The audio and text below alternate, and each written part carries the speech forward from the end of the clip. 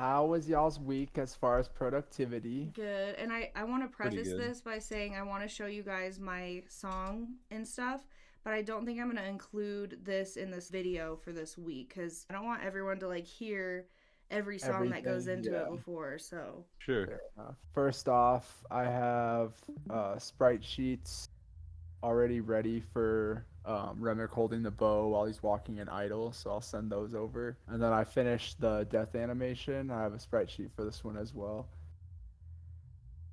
Oh, nice. oh, Yeah. Did a little bit of work on this. Like I'm probably gonna change his face, maybe make it kind of like Venom, where he has like super sharp teeth. ooh, okay. Right on. We'll see. I was just playing around with different animations, and then I saw like this water thing, and was trying to see if there was a way I can make it. Like, oh yeah, Oh, cool. Oh, I like that. Yeah, so we could make it like move with him or something like that. that looks really Um, cool. but yeah, That is playing with that cool. a little bit. Worked on some icons. So I got these two potions and then the armor Oh, and the nice. bow. The potions, well, this one is like a health potion, and then this one was supposed to be stamina potion. Okay. I got like everything in separate pieces here. So I think for one of them, I'm gonna change the bottle shape so it looks different from the other one a little bit more. But It looks really cool though. Yeah, those are great. yeah, I was having a lot of fun with it, but I don't know what kind of potions or like what colors and stuff we need. Right. So I didn't want to make any Well, more. health can be green because the health bar is green, so that makes sense. But if you want to make it red, we can. I don't care either way. Green's fine with me. Yeah. That looks great. The stamina potion, because we have like the pickup orbs for stamina and stamina regenerate, but later in levels, stamina potions may prove useful. Or the stamina potion could just be for like 1 minute, you have unlimited stamina or something like that. Oh, that's a good idea. There you go. Yeah. So yeah, I was There you thinking go. maybe like we could do a blue potion that's like Yeah. for 1 minute you have double damage or stuff Yeah. like that. Well, blue may go for mana unless you want to make mana another potion or another color. Okay, yeah, I didn't even think I forgot about mana, so I could easily make a blue elixir for restoring mana and then Yeah. um Because mana is going to be coming in one of my courses. Before you make any more like armor icons, we'll have to talk about how we're going to do the armor in the game. It's going to be really hard to change. Like if you put on this piece of armor, it makes them look like this. You know what right, I yeah. mean? That's a lot of Exactly. work.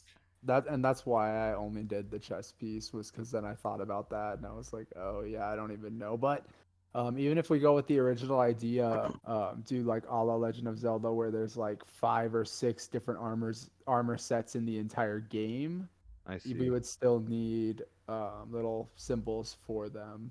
But then also could be that all of the armor that we make in the game is not visual Right. and An idea that I had, and you guys tell me what you think, but was to do like maybe instead of having like pieces of armor, you'll have stat crystals that go into certain armor slots. You would have like the armor that Remic's wearing right now that you've already designed. That would be his armor for X amount of time until, say, a certain story event, right? At that point, we would just use a new sprite sheet where he has the armor on that you want it to look like at that point. To use our inventory and armor system because we have that in place. Like I can make gloves and chest piece and shoulders instead of actually making glove chest pieces and shoulders. Why don't we make like glove gems and yeah.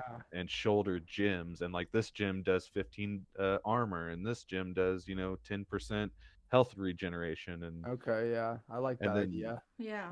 for sure. I'm down for that. So I'll just make icons for tons of different kinds of crystals and yeah. All right, so one of the first things to show is I added an inventory button like you guys were talking about.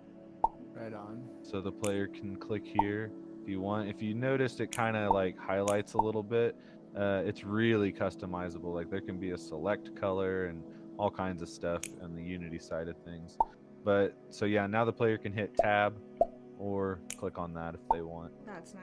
The next thing that's kind of cool is that I set up damage source ID. So basically, what that means is these like objects know what they're being hit by now, whether it's a player or an enemy. So to display that, so like if I go over here mess with that guy, see he's not breaking all of them. I don't know, it kind of takes the luster out of them if they just break them all. Right. Yeah. And then you pick it like you want to do it, right? Like it's kind of satisfying. So the next thing to do with damage ID is that Casey had said the idea of a cover item, like where the player can get behind something. Well, I kind of set that up so like if this guy comes at me, I can get behind this and take cover, but it only has so much life. Okay. And then like if he see, it actually breaks down, so now I don't have cover anymore. I can make art for stuff that's like broken and then partially broken and then completely broken. If you wanted to, yes, I could set it up to where, because that has a durability rating. So if we go to Unity side of things and we go to the barrel, I made this cover object script, and basically it has a durability, and we can set it to whatever. 100 is probably going to be the most obvious. I guess you could do 1,000 if it was like a bigger object, but yeah, I set it up so it flashes white when they're being hit. It has a health bar so you can see the durability. Sound effects, I'm sure you heard Haley some of Yeah. those going on. Obviously, we need to have probably a hit sound effect for it, and then a breaking sound effect, and Yeah. then an already destroyed sound effect. Yes. Because right now I'm using the breaking sound effect technically as a hit sound effect, so it's just going brah brah brah brah. Yes. That can be implemented real soon, but you and I can get together and work on that. Yeah, and what we can do is play with the already destroyed sounds for the hits because it does sound like it's still like hitting wood. That's a good idea, yeah. Does Remick do damage to the cover? No, that's another thing. That was part of the damage source ID. Is like, so if I get a staff and I shoot that thing, it doesn't care about me. Okay, Yeah. cool. But if this guy, it knows it's being hit by an enemy. So yeah, that can be totally set up with animators and everything. Like, I even thought about like, say there was a table here, like you could walk up to it and like hit E on your keyboard and then like flip it over and then it becomes cover. Oh, cool. Yeah. Something like that, but it's as intricate as we want it to be, really. The next thing that I have to show is, until recently, I'm going to turn off the robot and turn these slimes back on. Until recently, our enemies have only really dropped like this kind of stuff, like gold coins, heart, or stamina, and this is all random. What we have now is a random dropper script.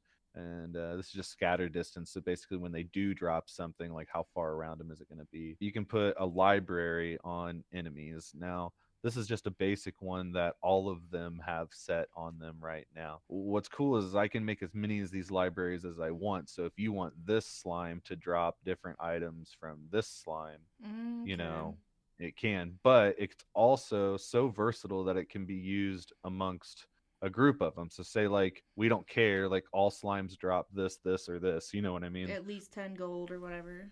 Yeah, well, this is more on the item side of things. Oh, So okay. yeah, like armor or weapons. So what's cool is on this library that we can set up, what you can do is you can drop in, these are basically weapons or chest piece or whatever. You can drop that in there, and then it has all these categories right here. So we have relative chance, min number, max number, and then this is another item, bow 2, and it's got the same things, same parameters. And then these right here, you have drop chance percentage. These are overall parameters. So basically, it took me a while to understand. They didn't explain it well in my class. Between me and ChatGPT, we figured it out. Because I didn't understand the difference between drop chance percentage and relative chance. Mm-hmm. Yeah. I was like, what that means is that the drop chance percentage is saying that there's a 75% chance that one of these items is going to drop.